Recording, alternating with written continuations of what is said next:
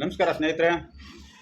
ಏನು ಓಲಾ, ಊಬರು ಮತ್ತು ರ್ಯಾಪಿಡೋ ಈ ರೀತಿ ಇರ್ತಕ್ಕಂತಹ ಅನಧಿಕೃತ ಸಂಸ್ಥೆಗಳು ಇತ್ತೀಚೆಗೆ ಹಲವಾರು ಸಮಸ್ಯೆಗಳನ್ನು ತಂದಿಟ್ಟಿರ್ತಕ್ಕಂಥದ್ದು ಕೇವಲ ಬೆಂಗಳೂರು ನಗರಕ್ಕೆ ಸೀಮಿತವಾಗಿಲ್ಲ.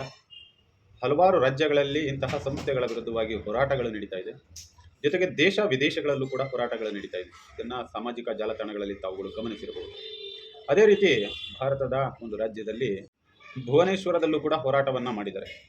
ಆದರೆ ಸರ್ಕಾರಗಳು ಮತ್ತು ಆಡಳಿತದಲ್ಲಿ ಇರ್ತಕ್ಕಂತಹ ಅಧಿಕಾರಿಗಳು ಯಾವ ರೀತಿಯಾಗಿ ಕ್ರಮವನ್ನು ಕೈಗೊಳ್ತಾರೆ ಅಂತಕ್ಕಂಥದ್ದು ಇಲ್ಲಿ ಅತಿ ಸೂಕ್ಷ್ಮವಾಗಿ ಗಮನಿಸಬೇಕಾದಂತಹ ವಿಚಾರ. ಇಂತಹ ಸಂಸ್ಥೆಗಳ ವಿರುದ್ಧವಾಗಿ ಆರ್ಟಿಒಗಳಿಗೆ ಮತ್ತು ಪೊಲೀಸ್ ಇಲಾಖೆಗೆ ಹಲವಾರು ಬಾರಿ ಮನವಿಯನ್ನು ಕೊಟ್ಟರೂ ಕೂಡ ಯಾವುದೇ ರೀತಿಯಾದ ಕ್ರಮವನ್ನು ಕೈಗೊಳ್ಳದೆ ಮನನೊಂದಂತಹ ಆಟೋ ಚಾಲಕರುಗಳು ಏಕಾಏಕಿ ರಸ್ತೆಯಲ್ಲಿ ನಿಂತು ಹೋರಾಟಗಳನ್ನ ಮಾಡೋದಕ್ಕೆ ಒಂದು ಜಾಗದಲ್ಲಿ ಸೇರಿಕೊಳ್ತಾರೆ. ಇವತ್ತು ಅದನ್ನೇ ದೊಡ್ಡ ಮಟ್ಟಕ್ಕೆ ಟಾರ್ಗೆಟ್ ಮಾಡಿರ್ತಕ್ಕಂತಹ ಇಲಾಖೆಯ ಅಧಿಕಾರಿಗಳು ಮತ್ತು ಸರ್ಕಾರ ಇಡೀ ಚಾಲಕರ ವರ್ಗದ ವಿರುದ್ಧವಾಗಿ ನಿಂತ್ಕೊಂಡು ಇವತ್ತು ಕಾರ್ಯಾಚರಣೆಯನ್ನು ಆರಂಭ ಮಾಡಿದೆ. ರೈಡ್ ಹೀಲಿಂಗ್ನ ಆ್ಯಪ್ನ ಚಾಲಕರು ನಡೆಸಿದ ಕಾನೂನು ಬಾಹಿರವಾದಂತಹ ಈ ಪ್ರತಿಭಟನೆಯ ಸಂದರ್ಭದಲ್ಲಿ ರಸ್ತೆಗೆ ಇಳಿಸಲಾದ ಸರಿಸುಮಾರು 385 ಆಟೋ ರಿಕ್ಷಾಗಳ ಪರವಾನಗಿ ಪರ್ಮಿಟ್ ಅನ್ನು ರದ್ದುಪಡಿಸುವ ಪ್ರಕ್ರಿಯೆಯನ್ನು ಸಾರಿಗೆ ಇಲಾಖೆ ಆರಂಭಿಸಿದೆ. ಒಂದು ದಿನದ ಬಳಿಕ ಅವುಗಳಲ್ಲಿ ಅನೇಕ ಆಟೋ ರಿಕ್ಷಾಗಳು ಪರ್ಮಿಟ್ ಇಲ್ಲದೆ ಸಂಚರಿಸುತ್ತಿದ್ದವು ಎಂಬುದು ಅಧಿಕಾರಿಗಳ ಪರಿಶೀಲನೆಯಲ್ಲಿ ಬೆಳಕಿಗೆ ಬಂದಿದೆ. ಇವತ್ತು ಕೂಡ ನಾವು ಬೆಂಗಳೂರಿನಲ್ಲಿ ಇದನ್ನೇ ಪಡ್ಕೊಳ್ತಾ ಇರತಕ್ಕಂಥದ್ದು. ಬೆಂಗಳೂರಿನಲ್ಲಿ ನಿಮ್ಮ RTO ಇಲಾಖೆ ಅಧಿಕಾರಿಗಳು ಪ್ರೊಸೀಡಿಂಗ್ ಇಲ್ಲದೆ ರಿಜಿಸ್ಟ್ರೇಷನ್ ಮಾಡ್ತಿರ್ತಕ್ಕಂಥದ್ದು ಹಲವಾರು ಪ್ರಕರಣಗಳು ಬೆಳಕಿಗೆ ಬಂದಿದೆ. ಇವತ್ತು ರಿಜಿಸ್ಟ್ರೇಷನ್ ಅನ್ನು ಮಾಡಿ ಬಿಟ್ಕೊಡೋದಂತೆ, ನಾಳೆಗೆ ಪರಿಶೀಲನೆಯನ್ನು ಮಾಡೋದಂತೆ. ಪ್ರತಿಭಟನೆಯಲ್ಲಿ ಭಾಗವಹಿಸಿದ್ದಂತಹ ಆಟೋ ರಿಕ್ಷಾಗಳ ಪರಿಶೀಲನೆ ನಡೆಸಿದಾಗ ಅನೇಕ ವಾಹನಗಳು ಪರ್ಮಿಟ್ ಇಲ್ಲದೆ ಸಂಚರಿಸುತ್ತಿರುವುದು ಕಂಡುಬಂದಿದೆ. ಪರ್ಮಿಟ್ ಮತ್ತು ಫಿಟ್ನೆಸ್ ಇಲ್ಲದ ಆಟೋ ರಿಕ್ಷಾಗಳ ಸಂಖ್ಯೆಯನ್ನು ನಿಖರವಾಗಿ ತಿಳಿಯಲು ನಾವು ಪ್ರಯತ್ನವನ್ನು ಪಡ್ತಾ ಇದ್ದೀವಿ ಅಂತ ಹೇಳ್ತಾರೆ. ನೀವು ಪ್ರಯತ್ನವನ್ನು ಯಾಕೆ ಪಡಬೇಕು? ಅಗ್ರಿಗೇಟರ್ ಕಂಪನಿಗಳಿಗೆ ಇಡೀ ಸಾರಿಗೆ ಇಲಾಖೆಯನ್ನು ತಲೆ ಹಿಡಿದಿದ್ದೀರಲ್ವಾ?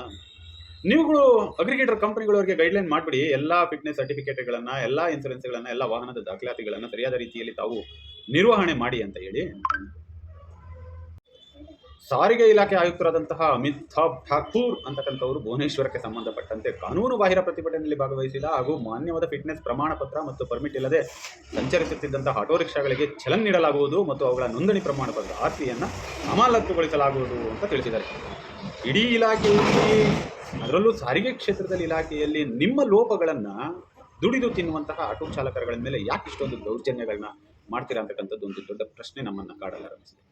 ಈ ವಾಹನಗಳ ಪರ್ಮಿಟ್ ಹಾಗೂ ಇತರ ದಾಖಲೆಗಳ ನವೀಕರಣಕ್ಕೆ ನೀಡಲಾಗಿದ್ದ ಅವಧಿ ಬಹಳ ಹಿಂದೆಯೇ ಮುಗಿದಿದ್ದರೆ ಅವುಗಳ ಆರ್ಸಿ ರದ್ದುಪಡಿಸುವ ಕ್ರಮವನ್ನು ಕೈಗೊಳ್ಳಲಾಗುವುದು ಎಂದು ಅವರು ಹೇಳ್ತಾರೆ.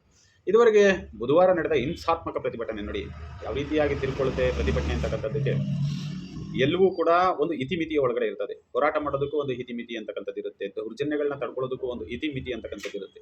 ಸರ್ಕಾರಗಳು ಜಾಣ ಕುರುಡುತನವನ್ನು ಮೆರಿತಕ್ಕಂಥದ್ದು ಮತ್ತು ಈಗ ನಮ್ಮ ಬೆಂಗಳೂರಿಗೆ ಸಂಬಂಧಪಟ್ಟಂತೆ ಸಾರಿಗೆ ಇಲಾಖೆಯಲ್ಲಿ ಕೂತಿರ್ತಕ್ಕಂಥ ಅಧಿಕಾರಿಗಳು ಕಂಪನಿಗಳ ಪರವಾದಂತಹ ಹೇಳಿಕೆಗಳನ್ನು ಗಮನಿಸಿದಂಥ ಸಂದರ್ಭದಲ್ಲಿ, ಈ ರೀತಿಯಾದ ಆಕ್ರೋಶಗಳು ಬಂದಂಥ ಸಂದರ್ಭದಲ್ಲಿ ಚಾಲಕರು ಯಾವ ರೀತಿಯಾದ ಪ್ರತಿಭಟನೆಯನ್ನು ಮಾಡ್ತಾರೆ ಅಂತಕ್ಕಂಥದ್ದು ಬಹುದೊಡ್ಡ ಚರ್ಚಿತವಾಗಬೇಕಾದ ಪ್ರಶ್ನೆ ಆಗುತ್ತೆ ಸ್ನೇಹಿತರೆ. ಇದೇ ವೇಳೆ ಕಾರ್ವೆಲ್ ನಗರದ ಪೊಲೀಸ್ ಠಾಣೆಯಲ್ಲಿ 7 ಪ್ರಕರಣಗಳು ದಾಖಲಾಗ್ತವೆ. 7 ಪ್ರಕರಣಗಳಲ್ಲಿ 113 ಪ್ರತಿಭಟನಾಕಾರರನ್ನು ಬಂಧಿಸಲಾಗುತ್ತೆ. ಇನ್ನು 60 ಮಂದಿಯನ್ನು ಉತ್ತಮ ನಡವಳಿಕೆ ಬಾಂಡ್ ಮೇಲೆ ಬಿಡುಗಡೆಯನ್ನು ಮಾಡಲಾಗುತ್ತೆ. ದಾಖಲಾದ 7 ಪ್ರಕರಣಗಳಲ್ಲಿ 2 ಪ್ರಕರಣಗಳನ್ನು ಸಾರ್ವಜನಿಕರ ದೂರಿನ ಮೇರೆಗೆ, 4 ಪ್ರಕರಣಗಳನ್ನು ಅಮಾಬಸ್ಸು ಸಿಬ್ಬಂದಿಯ ದೂರುಗಳ ಆಧಾರದ ಮೇಲೆ ಮತ್ತು ಮತ್ತೊಂದು ಪ್ರಕರಣ ಪೊಲೀಸ್ ಸಿಬ್ಬಂದಿಯ ದೂರಿನ ಮೇರೆಗೆ ದಾಖಲು ಮಾಡಿಕೊಳ್ತಾರೆ. ಪ್ರತಿಭಟನಾಕಾರರು ನಿಯಮಿತವಾಗಿ ಸೇರುತ್ತಿದ್ದ ಸ್ಟೇಷನ್ ಸ್ಕ್ವೇರ್ ಸಮೀಪದ ಸರ್ಕಾರಿ ಜಾಗದಲ್ಲಿದ್ದ ಆಟೋ ರಿಕ್ಷಾ ಸಂಘದ ಬ್ಯಾನರ್ ಅನ್ನು ಕೂಡ ಪೊಲೀಸರು ತೆರವುಗೊಳಿಸುತ್ತಾರೆ.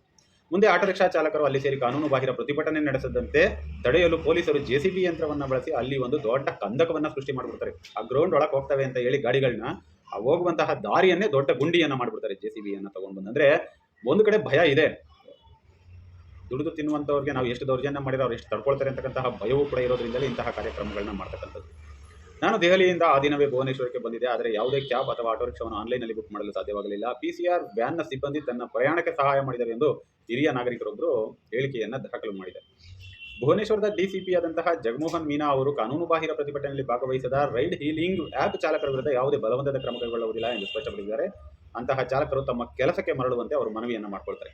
ಕೆಲಸಕ್ಕೇನೋ ಹೋಗ್ತಾರೆ ಸ್ವಾಮಿ DCP ಸಾಹೇಬ್ರೆ, ಆದರೆ ಕುಟುಂಬ ಕಟ್ಕೊಳ್ಬೇಕಾದಂತಹ ಚಾಲಕರುಗಳ ಜೀವನ ಇವತ್ತು ತಾವುಗಳೇ ನಿಂತ್ಕೊಂಡು ಫುಟ್ಪಾತ್ಗೆ ತಂದು ನಿಲ್ಲಿಸಿದಿರಲ್ಲ. ಅಂತಹ ಕಂಪನಿಗಳ ವಿರುದ್ಧವಾಗಿ ಯಾವುದೇ ರೀತಿಯಾದ ಕ್ರಮವನ್ನು ಕೈಗೊಳ್ತೀವಿ ಅಂತಕ್ಕಂತಹ ಇಷ್ಟೂ ಮಾಧ್ಯಮಗಳ ಪ್ರಕಟಣೆಯಲ್ಲಿ ಎಲ್ಲೂ ಕೂಡ ತಾವುಗಳಿಗೆ ದಾಖಲೆ ಮಾಡದೇ ಇರತಕ್ಕಂಥದ್ದು ಪೊಲೀಸ್ ಇಲಾಖೆ ಆಗ್ಬೋದು, ಸಾರಿಗೆ ಇಲಾಖೆ ಆಗ್ಬೋದು, ಎರಡರ ವೈಫಲ್ಯತೆ ದೊಡ್ಡ ಮಟ್ಟಕ್ಕೆ ಎದ್ದು ಕಾಣುತ್ತೆ.